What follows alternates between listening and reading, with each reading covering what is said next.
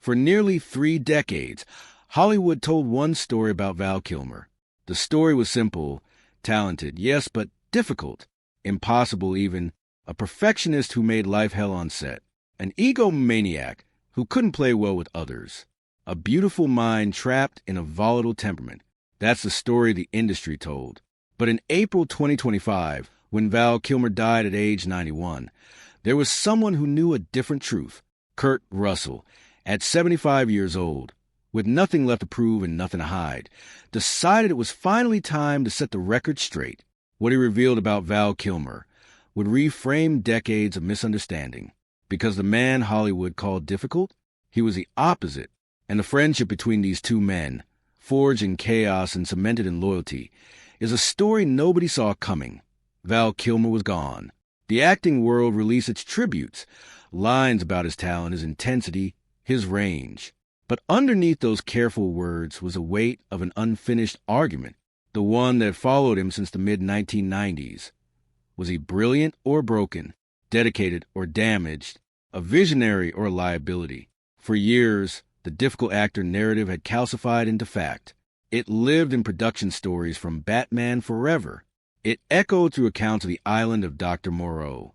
Industry veterans spoke of erratic behavior, clashing with directors, walking away from projects without resolution. The reputation became so permanent that it overshadowed everything else. The incredible performances, the artistic courage, the sheer brilliance of what he created on screen. Hollywood had made up its mind. Val Kilmer was the problem. And when he died, that narrative didn't fade. It hardened. It became his epitaph. But Kurt Russell knew something the rest of the industry had missed or forgotten. He'd seen Val when the cameras weren't rolling. He'd watched him work when the chaos was happening. And he understood what everyone else had gotten wrong. So he decided to speak to T.O. Understand Val Kilmer. You had to start with where he came from. He was born in 1953 in Los Angeles to Gladys, a voice teacher and dancer, and Eugene, a real estate executive and actor. But his family wasn't just Hollywood adjacent. It was deeply spiritually rooted. His parents were both devout Christian Scientists, and that faith shaped Val's entire childhood. That mattered, because Val wasn't raised to be easy or casual about anything. He was raised to pursue perfection as a spiritual practice. Gladys was a dancer. Eugene had acted. Their son grew up watching people commit themselves to craft, not as a job, but as a calling. And Val absorbed that lesson completely. When he decided, as a young man, to become an actor, he didn't approach it the way most Hollywood kids do. He approached it the way his mother had approached dance, with discipline, with devotion, with an almost religious intensity. At Juilliard, Val was legendary, not for being difficult, for being brilliant. He was a guy who studied everything, who memorized scripts backward and forward, who stayed late, worked harder, and asked impossible questions about every scene. His teachers saw what was happening. They were watching an artist who understood that greatness required obsession. After Juilliard, Val moved through small roles with purpose. Heat 1986. Top Gun 1986. Each role was treated not as a stepping stone, but as a masterclass. He'd spend weeks becoming the character. He didn't just memorize lines. He understood the psychological architecture of who he was playing. When you're that committed to your craft, you're not difficult. You're just demanding of yourself first, of everyone around you, because you expect the same standard. That's who Val Kilmer was from the beginning. Not a problem, a perfectionist. There's a difference. The 1980s were Val Kilmer's foundation years. He wasn't yet famous, but he was building something, a reputation for absolute commitment, for intelligence, for range. Real Genius, 1985, showed his comedic side. Willow, 1988, proved he could carry a fantasy epic. But it was Top Gun, 1986, that changed everything. Playing Iceman opposite Tom Cruise's Maverick, Val delivered something unexpected. He made the rival character sympathetic, complex, even noble. Iceman could have been a one-note antagonist, but Val gave him layers. Arrogance mixed with legitimate skill, pride tempered by discipline, a fighter with his own code of honor. The performance was stunning, and it was noticed. The industry took note. Val Kilmer wasn't just talented. He was sophisticated. He could deliver subtle, intelligent work in big-budget productions. Through the late 1980s and early 1990s, Val continued building. Backdraft, 1991. Tombstone, 1993, where he'd meet Kurt Russell and deliver one of the most charismatic performances in Western cinema as Doc Holliday. The Doors, 1991, where he didn't just play Jim Morrison, he became him, winning the admiration of Morrison's family and redefining what it meant to inhabit another human being for a film role. This was the rise of a genuine artist, someone who'd built a career on being exceptional, on refusing to settle, on bringing a level of preparation, and insight to every project that elevated the work around him. If that made people uncomfortable, sometimes, well, excellence often does. That be why the mid-1990s, everything changed. The stories started. They weren't entirely false, but they weren't true either. They were the kind of half-truths that take on a life of their own in an industry built on gossip and myth-making. Batman Forever, 1995, became the primary evidence in the case against Val Kilmer. He'd come into the role after Michael Keaton stepped away. There was conflict on set with director Joel Schumacher. There were stories of tension, of rewrites, of Val pushing back on decisions he thought were wrong for Bruce Wayne. The industry interpreted this as Val Kilmer was difficult. Val Kilmer was hard to work with. Val Kilmer was a problem. But here's what was actually happening. Val was an actor who cared enough about the work to speak up when he disagreed with creative choices. He wasn't being difficult. He was being engaged. He was being the kind of artist who participates in problem-solving rather than just executing orders. The Island of Dr. Moreau, 1996, deepened the narrative. Another troubled production. Another story of conflict. Again, Val was cast as the culprit. But the truth was more complicated.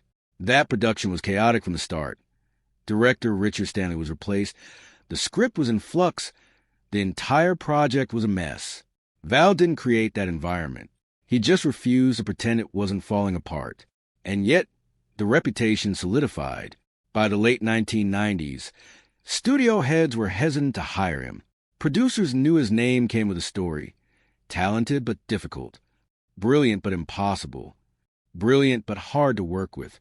It was a kiss of death in Hollywood, where collaboration is everything and being easy to work with sometimes matters more than being good. Val's roles became fewer. The work somehow got smaller, not because he'd lost his talent, but because the industry had decided the story about him was more important than the actual work he did. And Val, remarkably, kept creating anyway. This is where Kurt Russell's memory becomes crucial. Tombstone was 1993. Val was Doc Holliday. Kurt was Wyatt Earp. The production itself was famously messy. Directors came and went. Rewrites happened constantly. The final film was cobbled together from different creative visions. It should have been a disaster. Instead, it became a classic. And the reason was the chemistry between two actors who understood each other completely. Kurt and Val. Kurt could see what was actually happening when Val pushed for something different. When Val questioned a line or a scene direction or a character choice, it wasn't ego, it was artistry. It was a man who understood the characters so deeply that he knew what would work and what wouldn't. More than that, Kurt witnessed something the rest of the industry was missing: Val's vulnerability. The thing nobody talked about was how much courage it took to be that committed, how much of himself Val put into every role, how the intensity everyone mistook for arrogance was actually fear, the fear of wasting a single moment, of not being good enough, of not honoring the craft properly. They became friends on that set, real friends, the kind you don't talk to for years and then pick right back up, because Kurt Russell understood what Val Kilmer actually was. Not a problem actor, but a rare breed, an artist willing to be uncomfortable in service of excellence. Someone who'd rather lose a job than compromise the work. Someone who treated acting not as entertainment, but as truth-telling. Over the decades, as a difficult actor narrative calcified around Val, Kurt carried that counter-narrative. He knew better. He'd been there. He'd seen it. Then came 2014. Val was diagnosed with throat cancer. The diagnosis was serious. The treatment would be serious. Surgery, chemotherapy, radiation. Everything designed to save his life came with a cost that terrified him more than death itself. Because Val Kilmer's voice wasn't just how he spoke. It was how he performed. It was the instrument through which he delivered some of the greatest performances in cinema. The cigarette rough drawl of Doc Holliday, the intensity of Iceman, the seductive menace of Jim Morrison. The voice was inseparable from the artist. After the surgeries, after the tracheotomy, Val had to learn how to speak again. The voice that came back was different, quieter, harder to hear, a shadow of what it had been. Any actor would have quit. Val didn't quit. He didn't fade away. He didn't become a victim of his own story. Instead, he did something that perfectly encapsulated who he was. He kept creating. He documented his own recovery, the struggle, the pain, the adaptation. That became the documentary Val, 2021, which premiered at South by Southwest and told the story of a man rebuilding himself from the inside out. It was raw, honest, heartbreaking, and ultimately inspiring. And then, in an astonishing act of artistic reinvention, Val returned a role that had made him famous in Top Gun, Maverick, 2022. Tom Cruise had insisted on it. Director Jon Favreau had insisted on it, because Val Kilmer, even diminished by illness, was irreplaceable. When he couldn't speak clearly enough for dialogue, the filmmakers used technology. An AI reconstructed voice, his voice algorithmically restored, allowed him to be in that film, to return a Maverick, to close a circle. It should have been a farewell. It was. But it was a farewell on his own terms. The headline had promised a revelation, but the truth wasn't sensational. It was better. When Kurt Russell finally spoke after Val's death, he didn't reveal some dark secret. He didn't expose a hidden truth that changed everything. Instead, he did something simpler and more powerful. He corrected the record. He told the industry and the world that everything they believed about Val Kilmer was wrong. Not the talent part. That was always right. But the difficult part, the impossible part, the narrative that had defined and limited his career for 30 years, that was fiction. What Val had actually admitted, over years of friendship and occasional conversations, was his fear, his doubt, his desperate desire to get it right. Not to be perfect for ego's sake, but because art mattered to him, because he believed in the work so completely that anything less than excellence felt like betrayal. Kurt talked about the Tombstone set, about watching Val work, about seeing the intensity and understanding it wasn't arrogance. It was love. Love for the craft. Love for the character. Love for the truth of what acting could be. He talked about watching Val face cancer and refuse to disappear, about a man who'd been told for decades that he was the problem, and who responded not with bitterness but with continued creation. What Val Kilmer admitted was that he had always been exactly who he seemed. An artist, not a difficult person, but someone who took difficulty seriously. There's a scene that stays with people who know the real story. It's from Tombstone during filming in Arizona. The production was chaos. But between takes, during downtime, Kurt and Val would talk. They'd sit in the desert heat and talk about what they were building. Not just a scene, but the understanding between two actors about what the work meant. At one point, Val gave Kurt a gift, a small thing, meaningful in the way that intimate friendships are meaningful. Years later, when Val was ill, he and Kurt would occasionally be in touch. They didn't see each other constantly. Life pulled them in different directions. But the connection never faded. It wasn't the kind of friendship that required constant maintenance. It was deeper than that. When Kurt learned Val was dying, he understood immediately what he needed to do. He needed to be the voice that told the truth. He needed to reframe the entire narrative. He needed to make sure that when the industry's tributes were published, someone had said, "No, that story is wrong. That man was magnificent." In the end, Val Kilmer's legacy isn't about the rumors or the conflict or the narrative that followed him like a shadow. It's about the work, about the performances, about a man who refused to compromise, who demanded excellence from himself and everyone around him, and who faced impossible circumstances with grace. Iceman doesn't age. Doc Holliday is still iconic.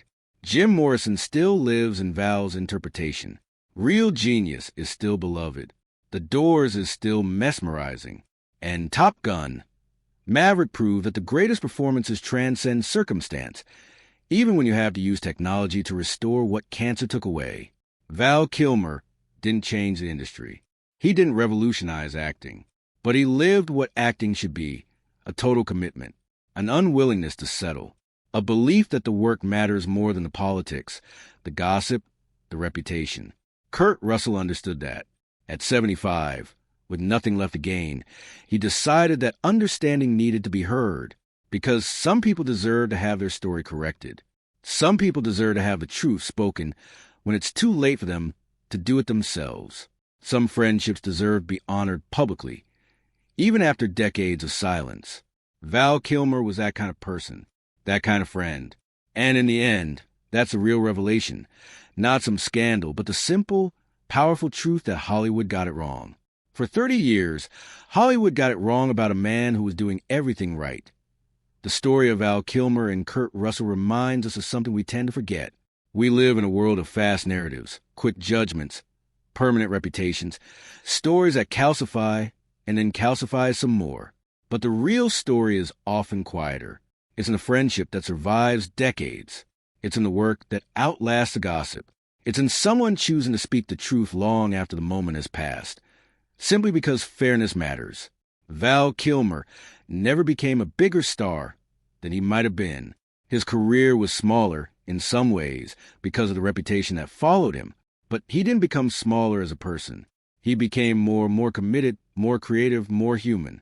And Kurt Russell, at an age when most people stop fighting about things that don't matter, decided to correct a record, not for money, not for fame, simply because the truth deserved to be said. That's worth remembering. That's worth holding on to. So here's the real question for all of us. How many people have we misjudged based on a story that was never quite true? How many stories do we believe about people without knowing the full picture? Val's story is a reminder to look deeper, to question the narrative, to understand that the person who seems difficult might just be someone who cares too much. If you enjoyed this story and want more documentaries about the lives behind the legends, subscribe to the channel. And in the comments below, I want to hear from you. What's a time you judged someone unfairly based on a story you later learned was wrong? Let us know, because sometimes the best stories are the ones that correct the record.